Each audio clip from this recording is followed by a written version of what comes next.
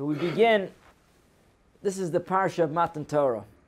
Perhaps, if you could, on the scale of Parshas, of course every Parsha is extremely important, but here you're talking about the 10 Commandments. The 10 Commandments are in this week's Parsha, and everything, Yitzias Mitzrayim, everything, whether it's Avraham Avinu, Yitzchak, Yaakov, the 70 that came down to Mitzrayim, the being in Mitzrayim for 210 years, being slaves for 116 years, and Avodas Parach, extreme work, for 86 years. All for the purpose of leading up to the epic moment of Matan Torah. HaKadosh Baruch Hu literally breaks us down, and we get the total understanding of what it means to be subservient to HaKadosh Baruch Hu by being first subservient to human beings. So we understand what it means that we're not in control of our own time, of our own destiny, of anything, right? As a slave, it wasn't up to us when we were going to take our lunch break. It wasn't up to us when we were going to use the facilities. It wasn't up to us, and we were slaves. We were literally at our owner's beck and call. Whatever he decided to do with us, that's what he would do with us. And HaKadosh Baruch Hu, God had us go through this, so finally when we stand in the mountain, by the foot of the mountain, and HaKadosh Baruch Hu, God is talking to us, we will understand what it means to be completely subservient to God. And this was a tremendous training for us. We needed to go through this training for so many years to be able to be proper Ovdei Hashem, to be proper servants of God. So, gentlemen, I'm going to ask you a very powerful question. Obviously, the highlight is Matan Torah. Why in the world are we calling this Parsha, Parshas Yisroel? Are you kidding me? Out of everything, why don't we call it Parshas Matan Torah? This is the Parsha that we received the Torah. Yisroel, you're taking, he's now going to get the title? Why? Not only that, he was a ger, he was a convert, wonderful, but that doesn't have to have the highlight. Not only that, if you think about it, there are many, many important laws in Judaism that maybe have a half a pasuk attached to it, and we learn hundreds of laws from that half a pasuk. I'll give you an example. The pasuk of shchita, slaughtering. You look at how many halachos we have in slaughtering, my goodness, your head could spin. And what kind of real estate does it occupy in the Torah? A half a pasuk. Literally a half a pasuk. It's not in Parshas Re'eh, it's a half a pasuk.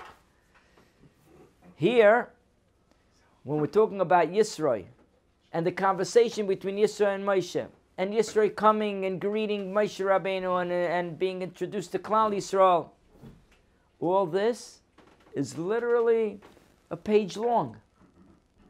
Why? Why so much real estate devoted to this concept, to this idea? Not only that, we know the Torah is Darcheo Darchei Noam. The Torah is said in a very peaceful, nice way.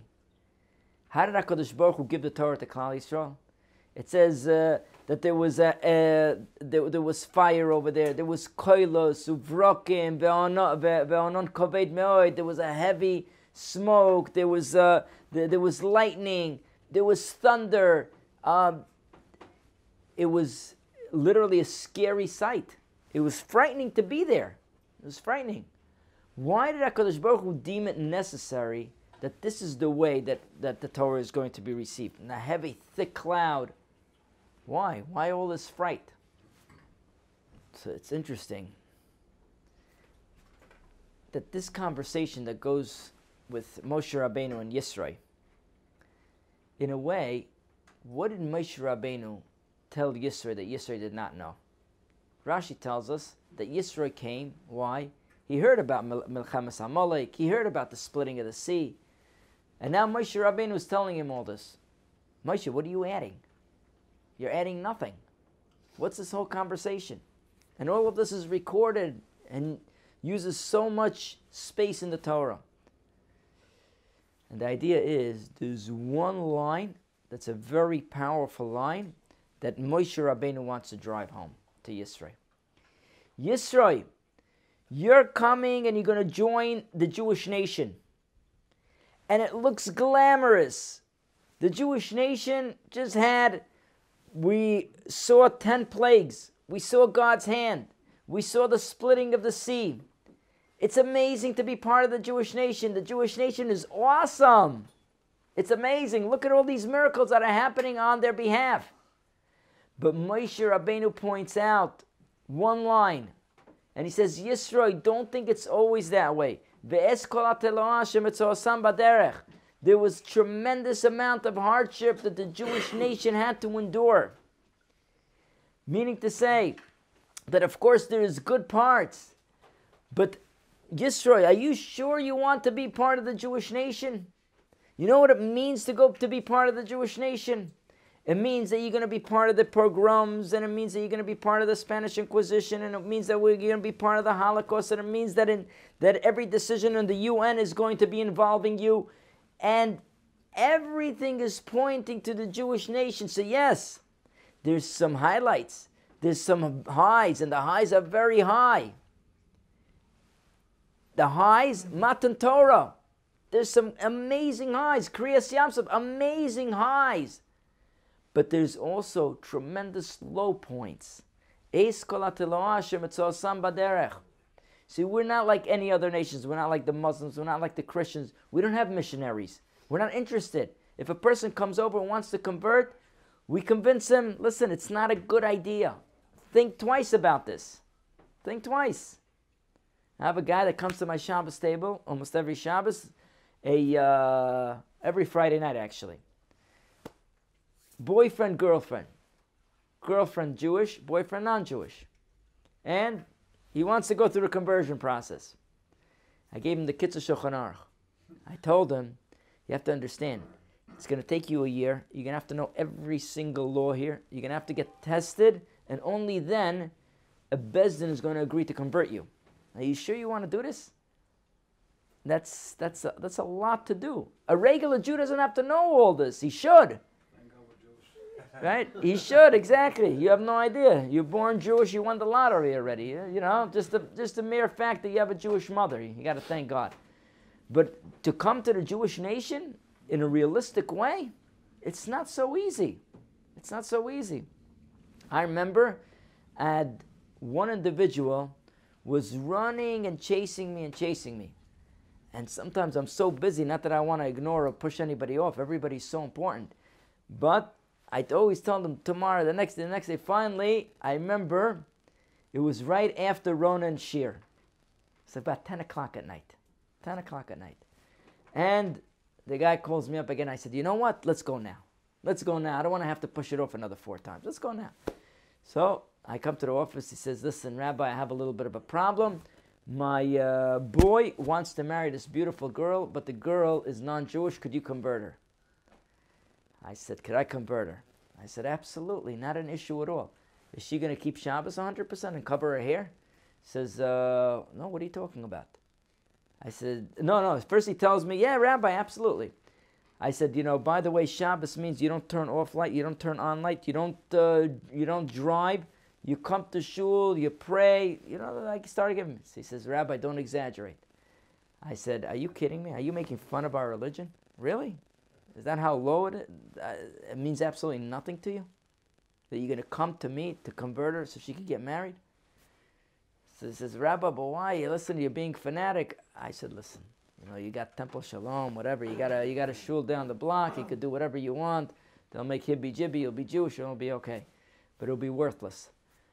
So the idea is that we don't convince anybody. We're not missionaries. We're not interested. It's a long process. And Moshe Rabbeinu, this is what he drives home to him. He says, think about this if you want to do this. The pasuk tells us in Mishlei, Toiv achris davar merushisai. which means to say, Tov achris davar, right? If you see the end result, merisisa from the beginning. Meaning to say, if the beginning is good, many times the end will be good also. Elisha ben Avuya. Elisha ben Avuya was a tremendous genius. He's a wild genius. He was a big, big Talmud Chacham. That one day turned around and became a total heretic. Became a total heretic against the Chachamim. He used to be the one to convince the authorities that the Jews are keeping too much. And when the authorities wanted the Jews not to keep much, right? So he would tell them, he knew all the halachas, right? So sometimes if you carry something outside in Rosh Hashanah in the public domain, so there's a way how to carry it that you only violate rabbinic stuff. And you don't violate biblical, right? So, for example, if you have like a little challah, right? So you don't need two people to carry that. One person's enough. But if you have two people carrying it, you're no longer violating biblical. It's rabbinic now. It's rabbinic. Why? Because this is something that normally nobody would ever carry with two people. So there was all kinds of loopholes of how to get around it. And the authorities wanted the Jews to violate Shabbos, so they would do all these loopholes. And he would go ahead, he would be such a Rasha that he would point out to the authorities, this is a loophole. They're tricking you. They're not really violating Shabbos. And that's how far he went, Elisha ben Avuya. He was the Rebbe of Reb Meir. Reb Meir, even though Elisha ben Avuya went off the derech, Reb Meir would still learn from him. And they asked Reb Meir, how could you learn from him? So he says, I throw away the peel and I eat the inside. The peel, you're right, he's like the peel. What he ended up doing is like the peel. That's the bad part. I throw it out. But the inside, he's got so much to offer that I still got to learn from him. And this was Elisha ben Avuya.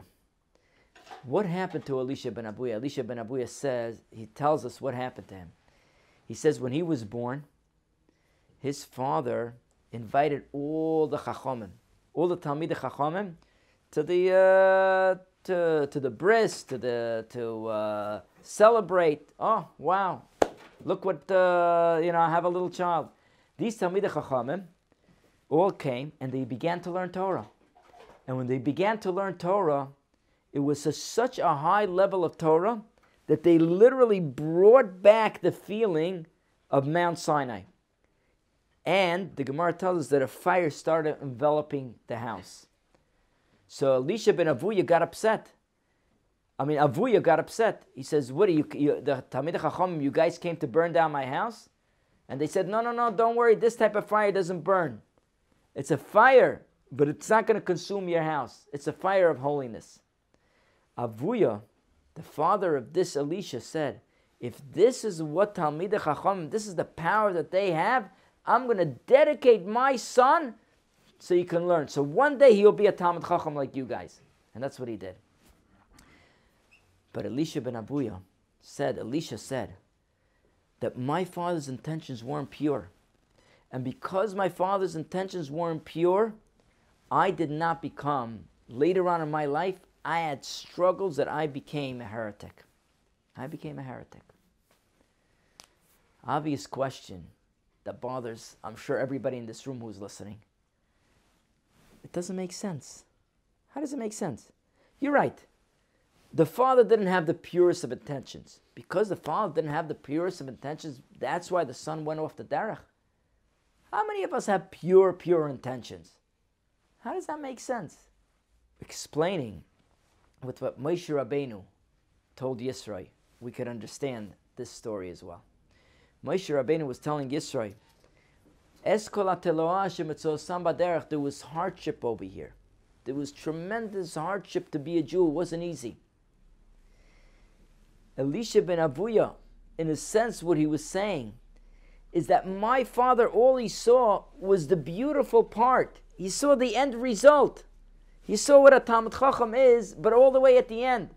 But he didn't realize all the sleepless nights that this Talmud Chacham had to live through. He didn't realize what the scholar had to live through without any money, and he could not have a normal car, and he could not have so on and so forth. The list goes on in a small little house. And he had to go through tremendous hardships to be able to get to this point. And all he saw was the beauty, but he didn't see the difficult road to get to that. In other words, like someone once said, in order to glow, you have to burn. Right? In order to glow, in order to shine, a person has to burn. Right? You have to fall and scrape yourself and scratch and problems and issues and that, and you continue through the path without stopping, then one day you'll glow. But if all you're looking at is, all you're focusing on is the glow, without the path, a person wouldn't have the tolerance level to make it all the way to the end. So he says, my father, all he saw is the glow, but he didn't look at the hardships that these Talmidei Chacham had to go through until they finally, when they talked, there was a fire that enveloped the room. We asked the question, what about, why did God have to give the Torah with kolos and brakim, with all kinds of noises and all kinds of lightning, right, and thunder, and you had ashon, you had smoke, and everybody's trembling. Why? Why all that was necessary? Because the message is very clear. The message is, although Torah is so sweet, and Torah gives us the pathway to the most beautiful life, but many times a person will find himself in the midst of ashon, in the midst of smoke, where he has no idea where to go, where to turn to. And he may even be frightened. To be a Jew, there's a lot of ups and downs. There's a lot of tremendous hardships. And therefore, HaKadosh Baruch Hu says, I don't want to give it to them in a garden full of roses, and they should think it's all beautiful. No. The beauty will come all the way at the end. Yes, we have reserved for us. We own the future. The future belongs to the Jews, yes. But the pathway to it, until we get to Mashiach's time, until we own that future, that could be a time of brakim, it could be a time of noise, it could be a time of lightning, it could be a very frightening time, it could be a time where there's tremendous smoke, where I don't see the end of the tunnel. And therefore, hence the Torah is given at that type of setting, at a type of setting where it's perhaps most frightening and most challenging. Rav Hutner had a Talmud, and the Talmud sent him a letter, and he told him, Rabbi, I have many, many challenges on a spiritual level. I always keep on trying, and I fall back, and I keep on trying, and I fall back, and I don't know, I feel like it's time to give up already. So Rav Hutner writes him back, beautiful, I'm so happy. Because if you were telling me that you have no challenges, I would know you're not on the right path. There's no such thing as a Jew not having so many challenges. It doesn't exist. That is our life. That is our purpose. Look at Yaakov Avinu. Yaakov Avinu, it says, Bike shleisha b'shalva kofza olav rugza shel Yosef. Yaakov Avinu, after having lost Yosef, after having run away from home, he had to. He finally comes back to Eretz Yisrael after 22 years. And what does it say? He wants to settle down, and he wants to be calm. Why? For what purpose? Just so he could study Torah calmly. He wants to study calmly. What happened? Kofza olav rugza shel Yosef. All of a sudden, Yosef goes missing. Why? Because HaKadosh Baruch Hu does not want us to serve Him while we're calm. That's easy. That's no test. We always think to ourselves, once this and this happens, once this straightens out, I'll learn. Once I'll retire, I'll go to shul. Maybe God doesn't need that. When everything is all lined up, that's when you're going to serve me? I don't need that. That's not what I want. I'm not looking for that type of service. I'm looking when you're in the whirlwind and everything is spinning out of control and you're still coming to shul and you're still sitting and learning and you're still dedicating time. That's what I want. To me, that's gold. When everything falls into place, everything is lined up, that's when you're going to serve me. I don't need it. And that's why by Yaakov Avinu, Bikesh Yaakov Bleshe B'Shalva, Yaakov wants to sit and relax. Finally, I'm done with Esav. I'm done with Lavan. I'm in Eretz Yisrael. I'm right next to my father. HaKadosh Baruch Hu says, are you kidding me? Are you kidding me? Right away he loses Yosef. Yosef goes missing. The idea is that we have to remember that when we have hardships, this is the path that God has chosen for us. It says that there are three things that niknim bi Yisurim. There are three things that are purchased with tremendous hardships. Eretz Yisrael, Israel, as we can all tell, right? No secret. Torah is also very difficult. We're able to acquire it, but with tremendous hardship. And Olam Haba. Olam Haba is the world to come, right? People think automatically if they're dead, they go up there, right? No. It's tremendous hardship to get there, right? There's a lot of commitment. You got to be a good Jew to make it there, right? Not so easy. So these three things the Gemara, the Talmud tells us, are niknim bi Yisurim. They are acquired with tremendous afflictions. And this is the message that Moshe Rabbeinu tries to drive home to Yisroel. Yisroel, you saw everything. It looks amazing. It looks great. You want to be part of our nation. It's wonderful. But don't forget, you're going to have a lot of hardships. Do you still want to be part of this nation? And of course, Yisro acquiesces. Yisro agrees. And he becomes part of Klal Yisrael. But with the right attitude. We should be zoche. That Be'ezrat Hashem, we should be able to face all our challenges. The idea is, if we prepare ourselves, then we become strong. Then a challenge is not so hard. We're expecting it. But if we don't prepare ourselves, then we fold under every little challenge. And God wants us to stay strong. We can't falter. We can't fall. We got to be extremely, extremely powerful. And that's only by psychologically preparing ourselves. Eis kol ha'telo. Yes, there's going to be tremendous amount of bumps. And our goal is to serve God through those bumps and to hold tight all the way to Mashiach Tzidkenu. And when Mashiach comes, then there's tremendous, tremendous enjoyment that the Jewish nation will have. And Be'ez Hashem, we should be zeicha that it should happen in our lifetime. Amen. Amen.